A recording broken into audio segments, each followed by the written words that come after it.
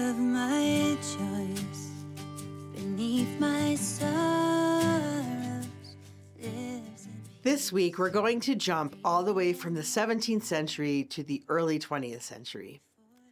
The next saint in our parade is Saint Charles de Foucauld, who was born about 90 kilometers from Paris in 1858. As a boy, he would visit the Blessed Sacrament with his cousin Marie, who awakened in him an intense awareness of the love of Jesus. Charles would say to her, "Let us trust in the infinite mercy of the one whose heart you led me to know."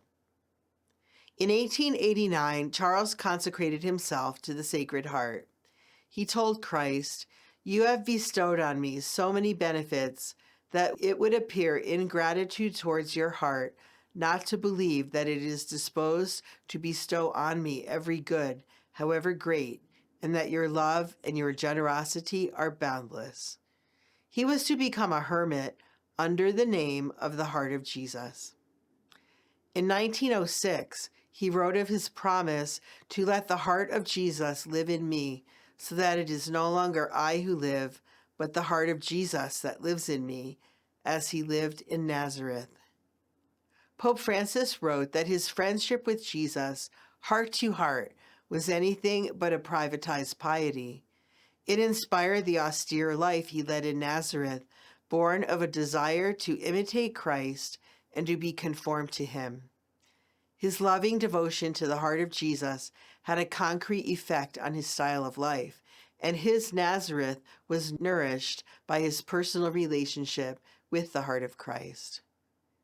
In his homily during Charles de Foucauld's canonization, Cardinal Piazzabella said of him, "The only criterion by which we can somewhat measure his experience is love.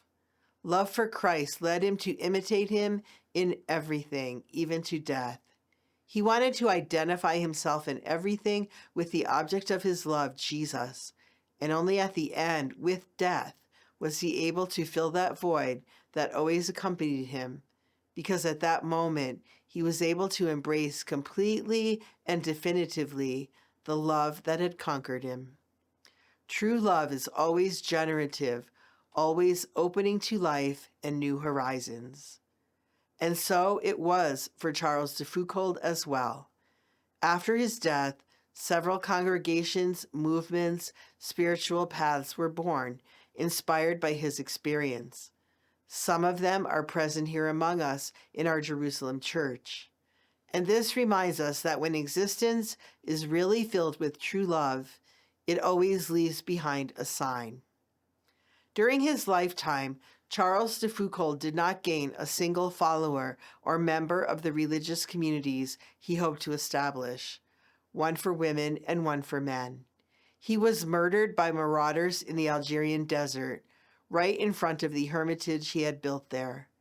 We might say that his life was without obvious value and his death in vain. But like his master, he had laid down his life to the very last drop of his blood, and his spirit lives on. As Cardinal Piazzabella said, true love is always generative, always opening to life and new horizons. This is a great message for this Jubilee year of hope.